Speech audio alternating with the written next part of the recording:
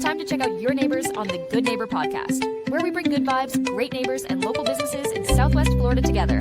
Thank you for listening to the Good Neighbor podcast, bringing together good vibes, great neighbors, local businesses in Southwest Florida. To nominate your favorite local business to be featured on the show, go to CaboWaboGym.com. That's CaboWaboGym.com, or call 239-427-4100. Technology, I love it, right? That's it. I don't know what the deal is. Yeah, it's been a little weird. My internet's been kind of up and down lately. Has it? Oh yeah, it comes in, it goes off, and then then I get a notice that the internet's out, and I'm like, it's not out. Who do you use? Spectrum. Yeah. Gotcha. Yeah, it's I'd use like AT&T fiber if we had it, but we don't get that over here. Gotcha. Yeah, we went with what is it? Let's see if we could try this again here. It's time to check out your neighbors on the Good Neighbor podcast, where we bring good vibes, great neighbors, and local businesses in Southwest Florida together. Here's your host, Cabo Jim Schaller. Welcome, Good Neighbors, episode number 250 of the Good Neighbor podcast. Today we have Good Neighbor Captain Dan Bridgers from Sun and Fun Charters. Welcome. Good morning. Good morning. Nice to be here, Jim. Absolutely. Pleasure to get to meet people in the community and share their stories with our listeners. So obviously you are a boat captain, but why don't you share a little bit about what you do over at Sun and Fun Charters? Yes, sir. I actually run Sun and Fun Charters out of Fort Myers Beach. And we are the only boat charter in the area that does strictly private tours for over 6 people. We will do 1 to 6 people. Our smallest charter I think we've had is 2, but we can carry up to 20. It's a really nice setup because we get a lot of larger groups down here, a lot of big families, do a lot of birthday parties, bachelorette parties, that kind of stuff. So having this boat available at affordable pricing turns out to be really nice. Absolutely. So obviously you love the water, but how do you get involved in starting your own charter business? Well, it kind of goes back for a long way. Believe it or not, when I was a kid, probably 10 or 12 years old, this is what I always wanted to do. And it's something that always stuck to me. Of course, originally I'm from North Carolina, the coast of North Carolina. And growing up there in the winters were just too cold to be out in the water. It was nothing that I felt like I could really do as a job and support a family. So once I got down to Florida, which was about 17 years ago, I went ahead and got my captain's license and started doing this. I started out working a lot of odd jobs trying to get hours on the boat. There was a taxi company that I worked for a little while. I worked for a parasail company on Fort Myers Beach. Then I actually worked for the wildlife refuge over in Sanibel for about 8 years. And there's probably where I got the most of my experience learning about the area, the wildlife, how to run a big tour boat and that kind of stuff. So I actually had the opportunity to start this business and figured I felt pretty comfortable about my knowledge and experience. So I was able to put it together with some help with some from family. And it just kind of come together about 7 years ago. Wow. So let's talk about that. I mean, everybody's had some type of challenge, whether it's starting a new business, changing industries, or personally, that they've gone through to get where they are today. Is there something you can look back at now and say, you know what, I made it through. I'm in a better place now. Yeah, absolutely. Of course, I think COVID was a challenge for all of us. But I think the biggest challenge that we have so far overcome, fingers crossed, is Ian. It has made such a huge difference down here. The tourism numbers are down from what they have been, but we are slowly getting back to where we want to be. But yeah, we're still I think there's a lot of businesses right now still under challenge with Ian, and I encourage everybody that has been down in this area and want to come back again to come back, because we really count on those people, and we love to have you all here. So I think one of the biggest things is, once you have been doing this a while, you get a nice client base, and you have people that have been coming to you for years, and they really help keep you afloat. And I thank each and every one of them.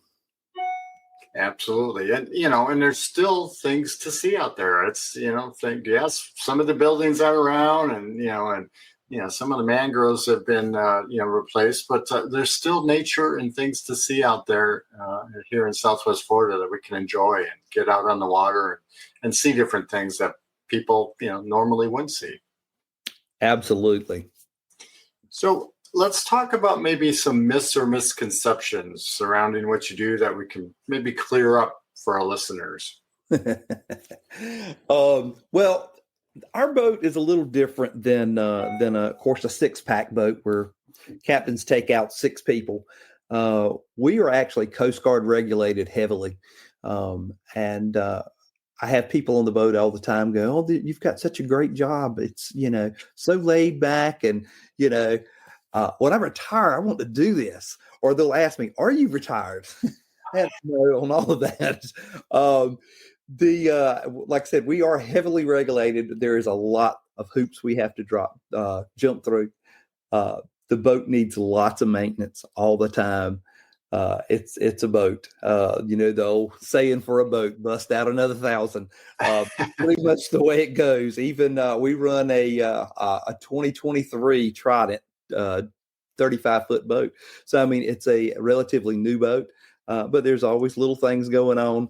Like I said, there's always lots of stuff to keep going.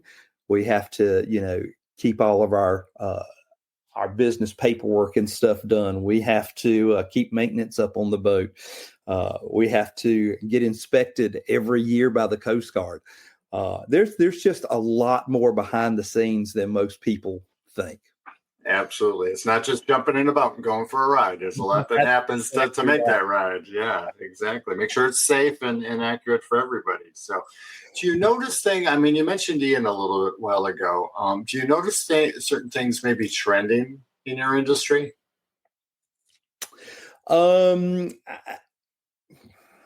As far, I'm not sure 100% understand. Is there any, I'm going to say, new technology, new things that are happening that, people should check out, or maybe they're not aware of? Well, I mean, there's always new stuff getting done at the beach, if that's what you're asking. Yep. It's changing all the time. Fort Myers Beach is coming back. It's a very slow process. But as far as the water and stuff goes, it's still great out there. And there's still awesome places to go. So, I would say, there's changing things, but there are some things that just don't. And our wildlife is one of them. They're still here. They're still strong. And they, it makes for a good trip. Yeah. And I was at the beach this past weekend, and, to my surprise, the water has probably been the clearest I have seen the water in a long time. I could actually see my feet in the water. Absolutely. We do a lot of our trips. We head south in the intercoastal, and it seems like the further we get away from the Caloosahatchee, the prettier the water gets, actually. We have days out there that you go out there and stand, and it looks like it's been poured out of a bottle, literally. I mean, it's just that nice, pretty, and clear. Absolutely. So you mentioned you were from North Carolina originally. What brought you to Southwest Florida? Really the cold. I mean, I love North Carolina. North Carolina will always be home. But the older I get, you get aches and pains, and I've had a couple of motorcycle accidents over the years. So I've got some rods in my leg and stuff like that. So the warmer weather is a big majority of it. But we also had a friend of ours that lived down here for years, and we had made a couple of trips down here to see Joe, and just kind of really fell in love with the area. My wife had spent some time in Hawaii and when she was younger, And she said a lot of it kind of reminded her of Hawaii. So she was like, yeah, if you'd like to move, we can certainly pick up and move. So that's how we ended up here. Nice. I'm not going to stop you from moving. It's great. All right. I love that. I love it. That's why I think we all made our way down here. But I blame my parents for not being born down here, but got here as quickly as I could. There you go. That's what I say. So obviously you spend a lot of time on the water, but when you do get, and owning your own business can be very demanding of your time, but when you do get a moment of free time, what do you enjoy doing outside of work? Well, we actually have a little farm over in Punta Gorda. Okay. So that keeps us pretty busy. We enjoy doing that. We've got goats and chickens and dogs. And that takes up a lot of time, and we really enjoy that portion of it. We've got grandkids. We've got a grandson, a granddaughter. They're in Maryland. And so we make trips up there when we get a little free time. We make trips up there to see them as well. Very nice, very nice. And connected with nature. That's the way it should be. Absolutely. So, is there one thing you wish our listeners knew about Sun and Fun charters that maybe they wouldn't be too familiar with? The point that we are different than most of other charter boats would be probably the biggest thing, is that we do our pricing is set with the 6-pack boats, the smaller boats. And so it's very affordable. But yet, if you have a bigger group, as you add people, the price gradually increases, almost like a lot of the big boats do by the seat. But we do just all private. So it makes it a really nice experience for you to be able to get your bigger groups out. We do a lot of families of 8 and 10, 12, that they all get down here during this time of the year together, and then they want to go out and do something together, but yet it's very hard to find a boat for them to go out on that they're not with a lot of strangers on the boat. So Absolutely. This allows them to be able to do it. Like I said, we are a Coast Guard inspected vessel. That is very important. There's a lot of boats try to split you up into a couple of 2 or 3 boats, to take you out, or they're doing what they call a barefoot charter. That's one way of doing it, and it is legal to do, but it's a legal loophole. When they put over 6 people on the boat, their insurance ceases to exist. So if anything were to happen on something like that, they wouldn't have any recourse. Like I said, the boat and captain are no longer insured. So when you do something like this, make sure that you're always looking to make sure that the company that you're going with has, that is a Coast Guard inspected boat, that they are a master captain and not just a 6-pack captain. So look into their reviews, look into their safety records behind. It makes a huge difference. Yep. Yeah, important details and good information. So how would our listeners go about contacting you if they had more questions or wanted to book a charter? Can always go to sunandfuncharters.com, or our alternative web address is dolphinpontoon.com. Very good. Any last words for our listeners today? No, sir. And I can't think of anything. I hope everyone has a great day and just enjoy Southwest Florida. Very good. Captain Dan, it's been a pleasure getting to know you. Thank you for being such a good neighbor, and we'll see you out in the water soon. Sounds great. Thank you so much, Jim. Have a great day. Thank you for listening to the Good Neighbor Podcast, bringing together good vibes, great neighbors, local businesses in Southwest Florida. To nominate your favorite local business to be featured on the show, go to CaboWaboGym.com. That's CaboWaboGym.com, or call 239-427-4100.